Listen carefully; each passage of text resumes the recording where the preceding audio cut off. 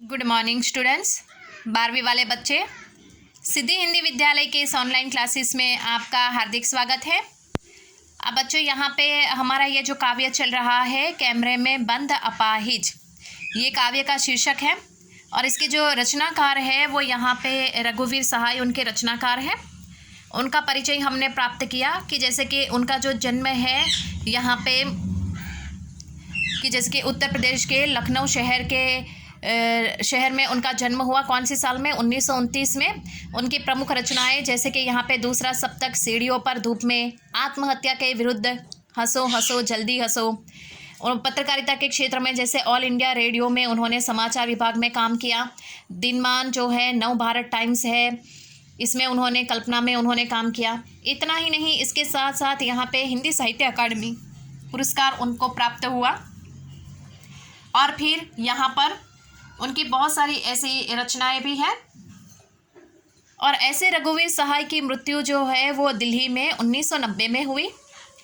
उनका परिचय हमने प्राप्त किया, तब हमने देखा था कि उनकी कुछ एक जो रचनाएं हैं वो विशिष्ट प्रकार की हैं। क्यों? क्योंकि वो बोलचाल की भाषा में ही बहुत सारी काव्य उन्होंने लिखे हैं। उनके काव्य में जैसे कि लूटपाट, आत्महत्या, जो राजनीतिक क्षेत्र, भ्रष्टाचार है, ये भी उनके काव्य में देखने को मिलता है। वो पेशे से थे पत्रकार, लेकिन उनके क्षेत्र जो है साहित्य का, उसमें भी उन्होंने पत्रकारिता का फैलावा किया है, बढ़ावा दिया है उसको। अब यहाँ से थोड़ा आगे बढ़ते हैं बच्चों। जातीय या वैयक्तिक स्मृतियाँ उनके यहाँ नहीं के बराबर है, इसलिए उनके दोनों पांव वर्तमान में ही गड़े हैं। बावजूद इसके मार्मिक उजास और व्यंग्य बुझी खुरदरी मुस्कानों से उनकी कविता पटी पड़ी है। छंदानुशासन के लिहाज से भी वे अनुपम है, पर ज़्यादातर बातचीत की सहज शैली में ही उन्होंने लिखा और बखूबी लिखा। अब यहाँ पे मैंने वही बात आगे आपको बताई कि उनके जो काव्य है वो सीधे और सरल काव्य है। तो स्पष्ट रूप से हम ये कह सकते हैं कि वो वर्तमान स्थिति में ही ज़्यादा विश्वास रखते हैं, अर्थात उनके जीवन में जातीय और वैयक्तिक उनकी ऐसी कोई भी यादें नहीं है, ना के बराबर है, कि जिसको वो शब्दों के माध्यम से काव्य में हमारे सामने रखे। ऐसा कुछ भी नहीं है। वो वर्तमान स्थिति में ज़्यादा विश्वास रखते थे, वर्तमान में जो घटना घटित होती थी उसको वो काव्य में लिखते थे। इतना ही नहीं, उन्होंने वो जानते थे कि छंदानुशासन मतलब छंद युक्त, मैंने आपको बताया ना काव्य का निर्माण, तो छंद युक्त काव्य मतलब यहाँ पे छंदों का इस्तेमाल, समास का इस्तेमाल, शब्दों के जो चयन होता है, काव्य का जो निर्माण होता है वो थोड़ा अलग ढंग से होता है। लेकिन यहाँ पे वो अच्छी तरीके से जानते थे, लेकिन फिर भी उन्होंने अपनी बोलचाल की सीधी सरल भाषा में काव्य लिखना बहुत ही उचित समझा और बखूबी उन्होंने उस बात को निभाया भी है। अब यहाँ से बच्चों थोड़ा और आगे बढ़ते हैं।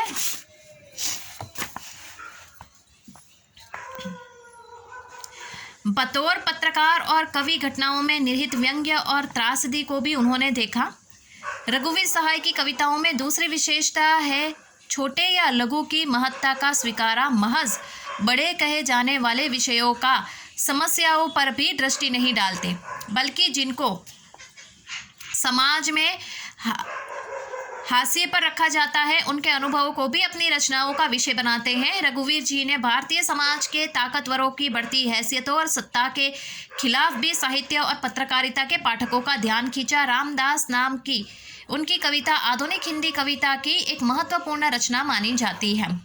तो बच्चों, यहाँ पे बतौर एक पत्रकार होने के साथ साथ उन्होंने अपने साहित्य, अपने शब्दों के माध्यम से लोगों के सामने जागरूकता आए, लोग सचेत हो, लोग समाज में जो हो रहा है उसको देखें, राजनीतिक क्षेत्रों में क्या हो रहा है उसको भी देखें। तो सत्ता के खिलाफ भी उन्होंने शब्दों के माध्यम से आवाज़ उठाई। ताकतवर सत्ताओं के सामने कुछ एक ऐसे जो लोग थे उनके खिलाफ भी उन्होंने यहाँ पे काव्य के माध्यम से उन्होंने लिखने की शुरुआत की। इतना ही नहीं, वो लंबा और विस्तार से लिखने वाली बातों को वो नहीं मानते थे। उनका ऐसा सोचना था, सीधी सरल भाषा में लघु महत्ता को भी वो स्वीकार करते थे। तो ऐसे सीधे और सरल इंसान वो थे। यहाँ पे उनकी एक रचना का नाम दिया गया है रामदास नाम की उनकी जो कविता थी। ये कविता बहुत ही महत्वपूर्ण थी, जिसमें यहाँ पे जो पात्र है, रामदास नाम का ये जो पात्र है, ये पात्र उस कविता को और ज़्यादा रोचक और आकर्षक बनाता है। अब बच्चों, यहाँ पे ये जो काव्य है, ये काव्य के बारे में यहाँ पे बताया गया है, उसके भावार्थ के बारे में, सारांश के बारे में है। पहले उसको थोड़ा सा पढ़ लेते हैं। अत्यंत साधारण और अनायास से प्रतीत होने वाली शैली में समाज की दारुण विडंबना यानी परिस्थिति, जो मुसीबत है, जो परेशानी है, उसके बारे में को पकड़ने की जो कला रघुवीर सहाय ने कविता में मिलती है, उसका प्रतिनिधि उदाहरण है। यहाँ प्रस्तुत कविता कैमरे में बंद अपाहिज जो भूल गए हैं संग्रह से ली गई है। बच्चों अंडरलाइन कीजिएगा, एक वाक्य में हो सके तो आपको पूछ सकते हैं, बोर्ड की परीक्षा में ये पूछा जाएगा या पूछ सकते हैं, क्योंकि आगे भी एक बार ये पूछ चुके हैं कि कैमरे में बंद अपाहिज जो कौन से संग्रह में से लिया गया है। ठीक है, तो ये काव्य जो है वो लोग भूल गए हैं, ये काव्य का नाम है, ये कहानी, ये पूरा ये जो संग्रह है काव्य का, उसमें से ये कैमरे में बंद अपाहिज काव्य लिया गया है। शारीरिक चुनौती को झेलते व्यक्ति के टेलीविज़न कैमरे के सामने किस तरह के सवाल पूछे जाएंगे और कार्यक्रम को सफल बनाने के लिए उससे कैसी भंगिमा की उपेक्षा की जाएगी, इसका लगभग सपाट तरीके से बयान करते हुए कवि ने एक तरह से पीड़ा के साथ दृश्य संचार माध्यम के संबंध को रेखांकित किया है। किसी की पीड़ा को बहुत बड़े दर्शक वर्ग तक पहुंचाने वाले व्यक्ति को उस पीड़ा के प्रति स्वयं संवेदनशील होने और दूसरे को संवेदनशील बनाने का दावेदार होना चाहिए। लेकिन विडंबना यानी मुसीबत यह है कि, मुश्किल यह है कि आप जब पीड़ा को पर्दे पर उभारने का प्रयास करते हैं तब कारोबारी दबाव के तहत आपका रवैया संवेदनहीन हो जाता है। सहाय जी की यह कविता टेलीविज़न स्टूडियो के भीतर की दुनिया को उभारती ज़रूर है, लेकिन यह आवश्यक नहीं है कि इसे सिर्फ टेलीविज़न माध्यम से जोड़कर देखा जाए। अपनी व्यंजना में यह कविता हर ऐसे व्यक्ति की ओर इशारा करती है जो दुख, दर्द, यातना, वेदना को बेचना चाहता है। अब यहाँ पे बच्चों एकदम सीधी सरल भाषा में बताया गया है कि इस काव्य का भावार्थ क्या है।